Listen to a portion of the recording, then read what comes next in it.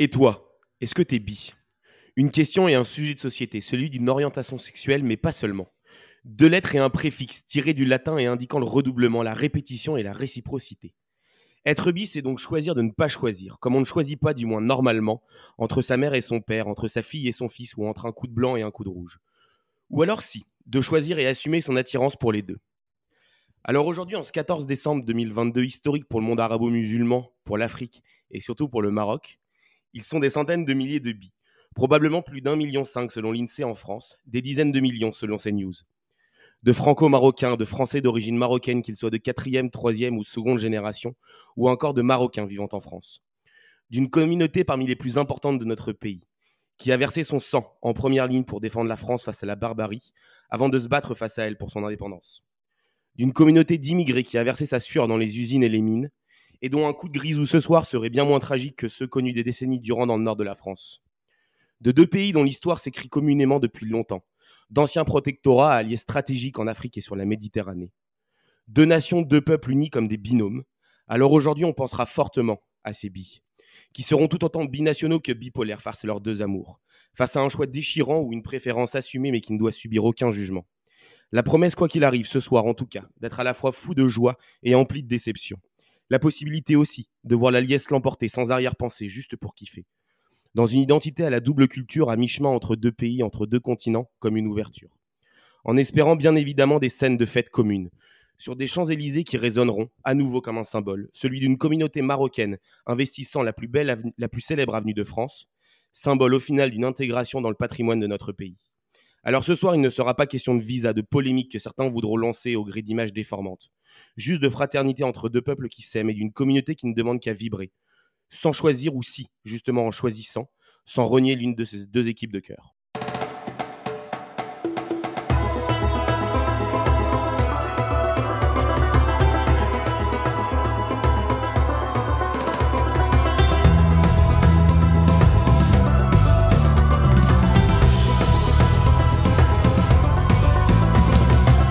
Salut, bonjour aux amoureux et aux amoureuses de foot, à celles et ceux qui nous rejoignent parce qu'ils veulent tout simplement comprendre un peu pourquoi ils iraient défiler sur les Champs-Élysées dimanche prochain. Bienvenue dans cette nouvelle quotidienne Coupe du Monde de 11e art. Installez-vous bien parce que ce soir, on va bouillir bien que dehors, il caille sa mère. Et pour réchauffer l'atmosphère à mes côtés aujourd'hui, lui, quand on lui parle de sentiments partagés, c'est pour savoir s'il glisse un peu de sirop d'orgeat dans son pastis et qu'il finit par faire les deux.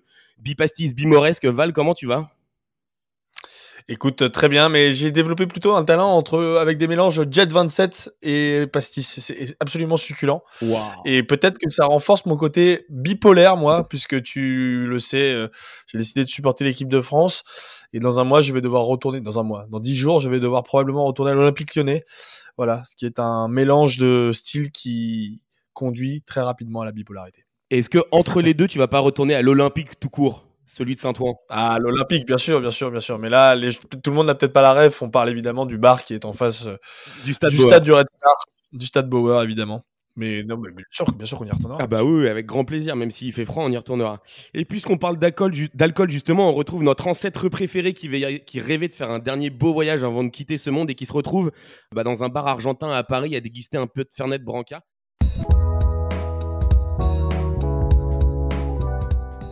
Salut les gars, désolé de pas être avec vous ce soir, mais je dois vous avouer que j'ai pas regretté mon déplacement. J'ai maté la demi-finale Croatie-Argentine dans un pub, un bar argentin, avec tout ce qu'il fallait, des empanadas, de la bière et des Argentins. C'est un bar assez sympa au Bergkampf qui a une petite histoire parce que c'est là-bas qu'a été fondé, c'est le barman qui m'a raconté ça, le patron, qui a été créé la chanson sur Benjamin Pavard en 2018. J'ai passé une soirée assez grandiose, avec des chants, avec des cris, avec beaucoup de joie. Et j'ai rencontré Emilia à la fin du match, et vous vous doutez bien qu'elle était aux anges, et dans une ambiance assez festive, donc je vous laisse découvrir tout ça. C'est quoi les émotions là? Ah bah là c'est juste impressionnant, c'est incroyable, c'est. Je sais même à Paris. Le 12 juillet, voilà. Ah bah surtout à Paris. Il y a une espèce de, quand t'es loin de ton pays, il y a une espèce de sensation qui se crée quand t'es loin, qui est encore plus fort que quand t'es dans ton pays. dans ton pays, tu sens quand même, il y a tout le monde qui est avec toi, quoi. Mais là, je suis fier de me balader avec ça, quoi. Enfin, je suis fier de me balader avec le drapeau argentin. C'était un truc de ouf à l'intérieur. C'était un truc de dingue. C'était fou. C'était un truc de dingue. Mais tu peux aller dans n'importe quel bar argentin, c'est toujours un truc de dingue. Ouais, j'ai vu le vol vert là. Les vols verts, c'est juste, voilà, quoi. À Volver, c'est juste que c'est tellement petit que personne rentre. Donc, voilà. Mais ouais, c'est juste incroyable, quoi. Tu sais, moi, je suis français, du coup, bon, évidemment, je suis pour la France. Mais en vrai, finale France-Argentine, je te jure que si l'Argentine gagne, je suis content. Bah, moi aussi, je suis contente. moi aussi, je suis contente.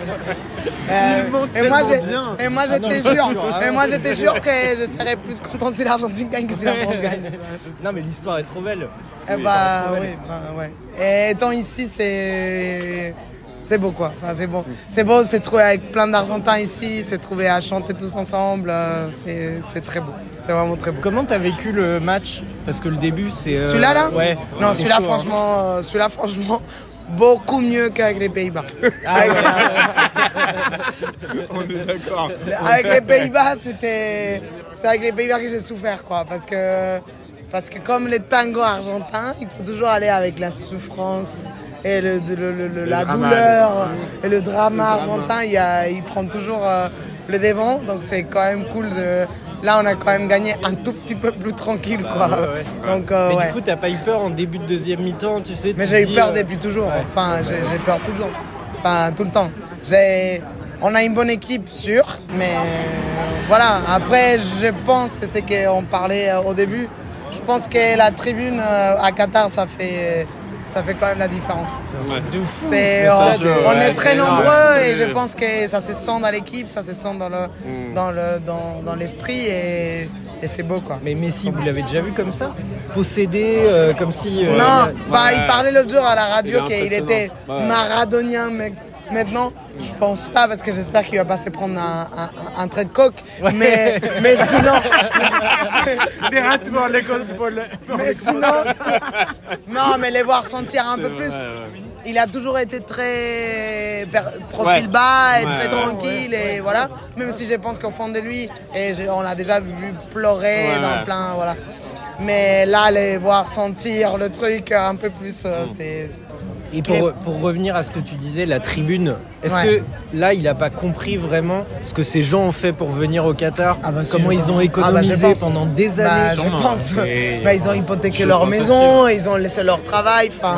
C'est un pays qui est depuis toujours, mais qui est vraiment dans la merde économiquement, que ça se passe mal.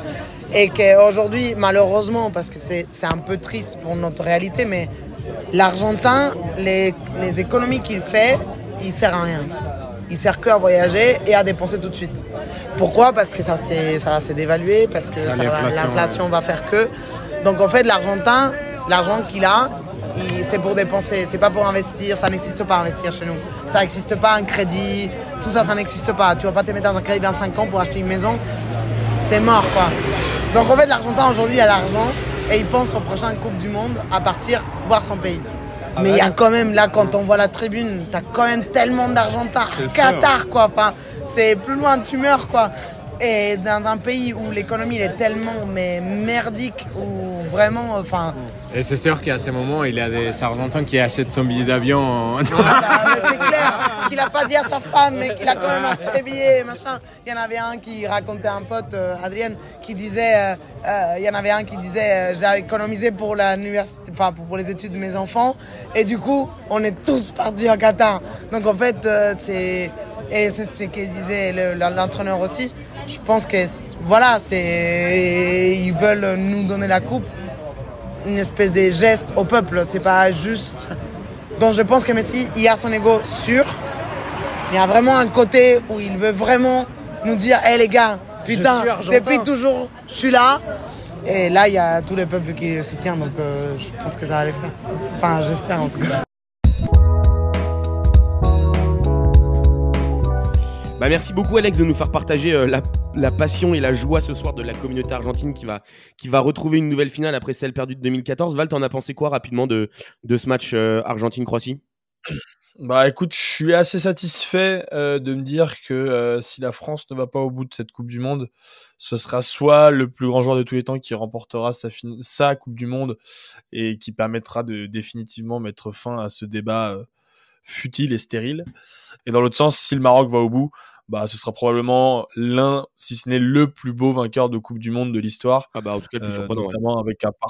Notamment avec un parcours absolument exceptionnel avec Belgique, Croatie, France, Argentine et j'ai même oublié le dernier, Espagne, Portugal. Donc a priori ce serait quand même. Et puis Belgique en phase de poule. Belgique en phase de poule aussi, tu le disais, c'est costaud depuis le début de la compétition pour ces Marocains. Mais puisqu'on parlait de l'Argentine qui vient de se qualifier en finale, on va tout de suite justement écouter Thibaut Leplat qui voulait parler d'un fait marquant du dernier match de l'Argentine et plutôt du quart de finale face aux Pays-Bas dans sa chronique Le sens du détail. Salut Thibaut, très heureux de te retrouver pour ta chronique Le sens du détail. Aujourd'hui, tu veux revenir sur un match qui a beaucoup fait parler et une action en particulier sur le Pays-Bas-Argentine. Ouais, 10e minute du temps additionnel, coup franc pour les Pays-Bas juste devant la surface argentine. Autour du ballon, Theo Koopmeiners et Cody Gakpo. C'est la dernière chance pour les Oranges de revenir dans le match. Devant les deux tireurs, un mur argentin se forme. Léo Messi hésite, doit-il s'aligner avec les autres ou alors rejoindre une autre partie de la défense de l'autre côté de la surface? Dans le coin gauche, on devine en effet Virgil van Dijk et Nathan Ake faisant de grands gestes. Par prudence, il change donc de côté et vient couper une éventuelle trajectoire. Erreur fatale. Le coup de sifflet retentit, Koopmeiners s'élance, feinte un tir et glisse le ballon à Wout Weghorst qui, entre-temps, s'est glissé dans le mur argentin. Il se retourne, but, égalisation, incroyable moment, pour moi peut-être le but du mondial. Bah, c'est vrai que c'est un moment assez fou dans ce mondial, surtout vu la temporalité de tenter ce geste, mais de là à dire le plus beau, pourquoi celui-là en particulier ? Ouais, peut-être parce que pour moi c'est le but en rapport à la réaction qu'on a eu au moment de le voir. Souvenez-vous de l'incrédulité qu'on a tous ressentie à ce moment-là. Une incrédulité teintée aussi d'admiration. Souvenez-vous du léger sourire qu'on a tous esquissé et celui qu'on a vu autour de nous. Et aussi souvenez-vous de l'explosion de joie des Hollandais. Dans un match rempli de tensions, de fautes, de gestes de provocation, on a vu apparaître une action pleine de grâce et d'élégance. Tout à coup, on a vu un lotus naître de la boue, on a vu le triomphe de l'intelligence. Voilà ce qu'on peut appeler un moment de grâce. Pour moi, c'est prodigieux. Bah, c'est vrai, en vrai, je peux pas te contredire parce que on s'attendait à une énième frappe au mieux cadrée, au pire en tribune et on a eu exactement l'inverse, quoi. Ouais, il faut être réaliste, rien ne ressemble plus à un match de football qu'un autre match de football. C'est toujours un peu la même chose en fait. Ceux qui n'aiment pas le football ont un peu raison là-dessus. 11 joueurs contre 11 joueurs appliquant des schémas tactiques proches s'affrontent. Et pourtant, c'est pour ce genre d'instant qu'on regarde un match. On guette une bonne action à admirer. Rappelez-vous au Galeano qui dit qu'il est un mendiant du beau jeu. Regarder un match, c'est faire l'aumône du beau, une manière d'attendre, d'espérer un moment de grâce. Et le philosophe Bergson décrit très bien ce que c'est que cette grâce. C'est le moment où, dit-il, l'immatérialité surgit dans la matière. C'est-à-dire un moment où l'effort d'une âme, d'une volonté, d'une intention semble se détacher complètement des contraintes matérielles. Les sportifs appellent ça l'état de grâce, ce moment où tout réussit. C'est la Panenka de Zizou en finale du Mondial 2006, c'est le but de Pastore contre Chelsea en 2014, c'est un revers de Federer. Bah du coup, si je te suis bien, vu sous cet angle, c'est plus qu'un but, c'est presque une œuvre d'art en fait.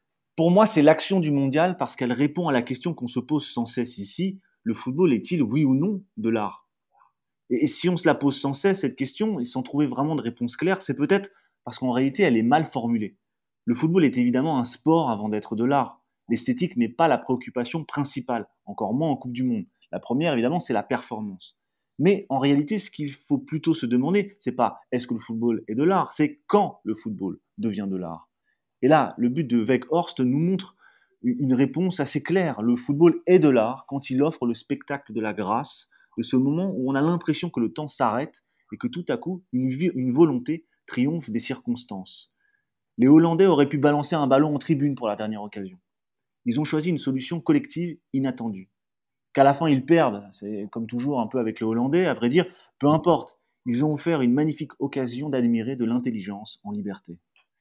Merci pour cette chronique et bravo pour ce petit chambrage à la fin. C'était bien calé et on se retrouve demain pour le match de l'équipe de France. Salut Thibaut. Ciao Alex, à plus les gars.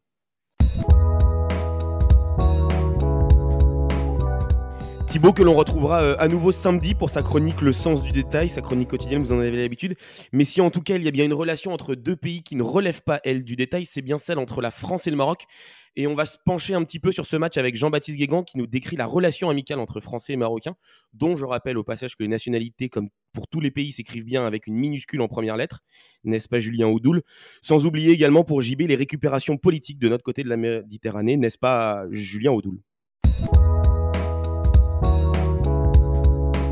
De retour aujourd'hui avec l'immense, je dis bien l'immense Jean-Baptiste Guégan, qui en plus de ça, vous allez peut-être l'entendre avec les conditions du direct, est en direct de la Alexandre Lacazette City. Comment ça va, JB?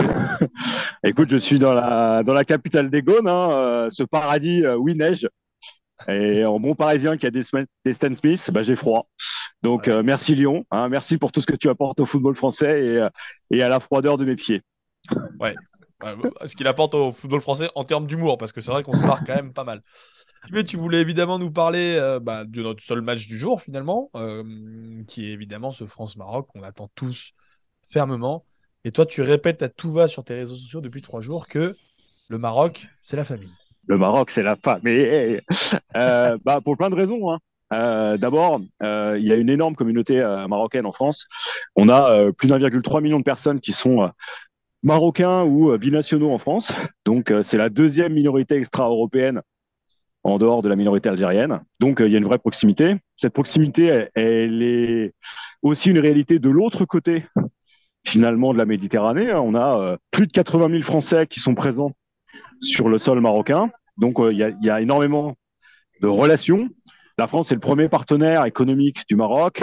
Le Maroc est le premier partenaire africain de la France et le premier à recevoir des aides au développement en France. On est sur 2 pays qui sont très liés par l'économie, mais aussi par l'histoire. Ça fait un siècle qu'on est ensemble. Alors, il y a eu la période du protectorat, il y a eu 2 guerres entre la France et le Maroc. Et aujourd'hui, les tensions du passé ne sont pas complètement évaporées, mais les relations sont quand même très bonnes.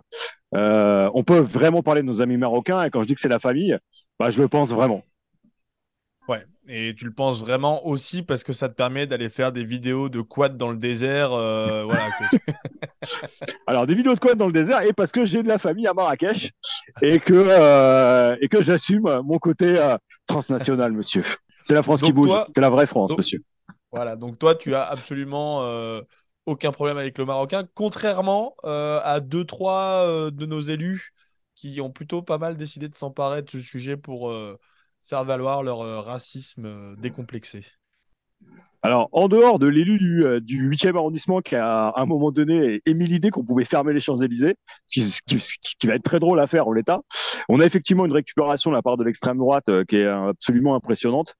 De Zemmour à toute la famille Le Pen, on a une volonté de diaboliser les Marocains de France et finalement de faire porter sur eux soit le poids de la défaite, soit le poids des débordements éventuels et souvent minoritaires qui accueillent et qui concluent en général les oppositions entre la France et le Maroc.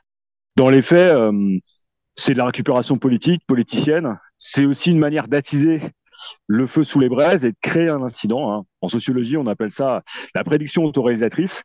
On est face ici à des incendiaires qui comprennent pas finalement l'étroitesse des liens entre les 2 États et le fait que les binationaux sont pas de mauvais Français, comme ils le disent, mais au contraire des Français partagés qui sont capables d'avoir le cœur suffisamment grand pour accueillir 2 pays. Et c'est aussi ce que le football va montrer. C'est un peu la relation d'amitié entre Mbappé et Hakimi, entre Koundé et le gardien marocain. C'est ça aussi le football. C'est pas la séparation, c'est l'unité, c'est la capacité à s'affronter, mais à se réconforter derrière. Et puis, si la France va en finale, on sera derrière les Bleus. Et puis, si c'est les Marocains, on sera déçus, mais on sera derrière eux. Ouais. Et d'ailleurs, je t'ai lancé sur le Front National, mais c'est pas le seul agenda politique qui est bouleversé, puisque Macron a décidé de reporter de sa réforme des retraites. Il voulait absolument profiter de cet élan qu'il y a autour des Bleus. On a toujours dit que le football était politique. On en a même fait un livre avec Clément à la République du foot. Là, Emmanuel Macron confirme, à chaque fois qu'il prend position sur le football, c'est jamais dénué de pensée politique. Et le fait de décaler la réforme des retraites en janvier, c'est aussi une manière pour lui politiquement de profiter des Bleus et d'associer finalement l'héritage de son mandat à une performance sportive. c'est aussi une manière pour lui de profiter du moment sans avoir à se le polluer par l'usage d'un 49.3 et d'une grève systématique juste avant Noël. Bon, on espère qu'il y aura un petit Alexandre Benalla ou pas? Alors moi, ce que j'espère, c'est surtout que le vrai problème, ce sera pour organiser le défilé des Bleus et que cette fois, on aura du temps. En même temps, s'il fait aussi froid qu'à Lyon, ça devrait être assez facile. Les gens auront plutôt envie de courir après le bus. Parce que là, je te le dis, il gèle, il fait froid et il y a de la neige. C'est un bonheur. Bon, très bien. Merci JB pour cette petite analyse plutôt politique, géopolitique. Merci beaucoup. Merci beaucoup à Jean-Baptiste. On le retrouvera également lui samedi. Et puisqu'on parlait de ce France-Maroc très alléchante sur le plan diplomatique, on va plonger directement dans ce match avec toi, Val. Tu voulais nous parler d'un maillon essentiel du système Dédé. Ouais, d'abord, je voulais quand même faire un petit rappel pour Thomas Badi pour juste lui rappeler que l'Angleterre avait été éliminée par la France. Voilà, ça c'est dit, c'est fait. Et le Pays-Bas par l'Argentine. Voilà, comme ça, on balance. Voilà, comme ça, on a fait toutes ces nationalités en l'espace de 2 phrases. Ouais, Flo, je voulais me rattraper un petit peu. Vous vous en rappelez peut-être pas, mais le 19 novembre dernier, à la veille du début de la compétition, j'ai proposé une chronique de pas moins de 7 minutes pour vous expliquer en long, en large et en travers l'échec annoncé de notre chère équipe de France. Force est de constater que le flair était de sortie ce jour-là, puisque nos Bleus sont désormais en demi-finale de cette même compétition. En fait, au-delà de vouloir me rattraper par rapport à cette super prédiction, je voulais faire un mea culpa auprès d'un membre de l'équipe de France dont j'ai probablement sous-estimé l'impact. Alors j'aurais pu revenir sur Didier Deschamps pour évoquer sa capacité à façonner un groupe lors des grandes compétitions, ou sur Antoine Griezmann, porté quasiment disparu depuis plus de 3 ans, que ce soit en club ou en sélection, et qui soudainement redevient le sublime joueur qu'il était. J'aurais aussi pu vous parler du retour en force de Raphaël Varane, de l'avènement en tant que future carte d'Aurélien Tchouaméni ou de Dayot Upamecano, du joueur le plus sous-estimé d'Europe en la personne d'Olivier Giroud. Mais non, il y a une autre personne auprès de qui j'aimerais m'excuser d'avoir autant mésestimé son importance dans le groupe. Et ce petit bonhomme, c'est Ousmane Dembélé. Premièrement, parce qu'après un transfert qui a été extrêmement long à encaisser au Barça, qui plus est dans une équipe moribonde, et le tout avec une hygiène de vie à peu près similaire à la mienne le week-end dernier, Ousmane Dembélé est redevenu un joueur de football. Et pas n'importe lequel, un joueur de foot classé très très haut dans les potentiels du football mondial, celui qui peut faire changer un match sur une action. Et deuxièmement, parce que c'est un énorme tougher. Et quand je dis tougher, je parle pas d'excès alcoolisé, mais plutôt de sa capacité à déconner dans n'importe quelle situation. Toujours un grand smile, toujours là pour chambrer ses coéquipiers et même ses entraîneurs. Et ce genre de profil dans un groupe, qui plus est quand les cadres de ce groupe sont des personnes aussi fun que Margaret Thatcher dans les années 80, je parle évidemment des Dédé, Lloris, Varane, Giroud, Kanté ou Matuidi à l'époque, bah c'est des profils qui font du bien et qui font vivre le groupe. En 2018, seulement âgé de 21 ans à l'époque, il avait joué un rôle majeur dans la construction du groupe en dehors du terrain. On se rappelle de sa fameuse partie de jeux vidéo Football Manager qui nous avait tous tenus en haleine à travers les vidéos quotidiennes de l'équipe de France. Petit rappel. Je vais créer mon propre club, ma propre histoire. Et c'est en Angleterre, à Winchester. Ouais, si t'as vu la série The Last Kingdom, à Winchester ça se passe. Ça va s'appeler Winchester FC, avec une ambiance sud-américaine là-bas. C'est ça mon nouveau projet.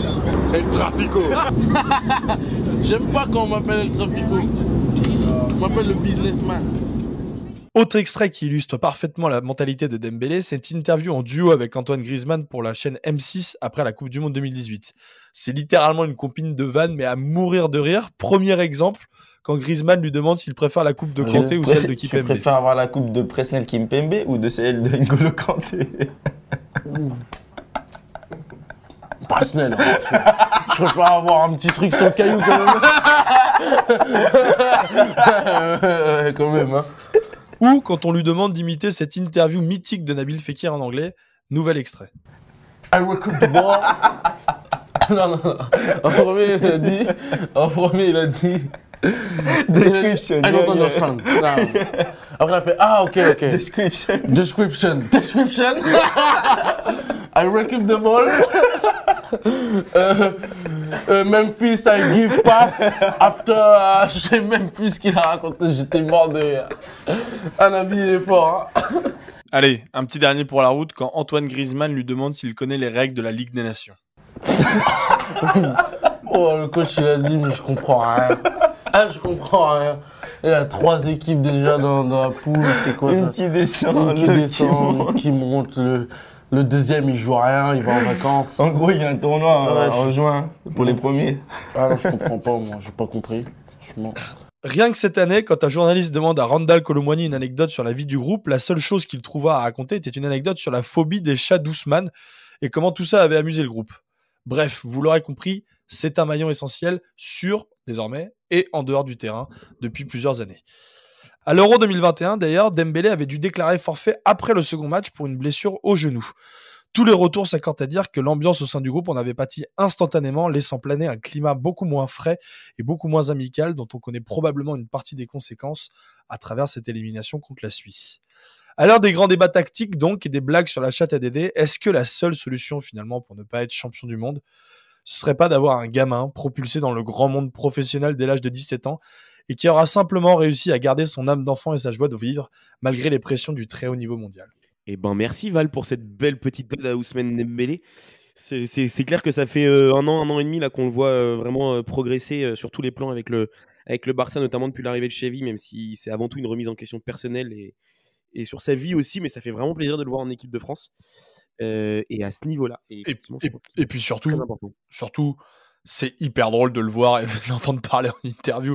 Il y a une page sur Twitter qui s'appelle Out of Context Ousmane Dembélé que je recommande évidemment à tout le monde, qui est absolument exceptionnel avec toutes les pépites qu'il peut sortir. Et Dieu sait qu'il y en a beaucoup. Bref, allez-y, allez vous abonner. Je pense qu'il y en aura encore à venir, mais c'est vrai qu'il a une sorte de génie en lui. C'est assez incroyable.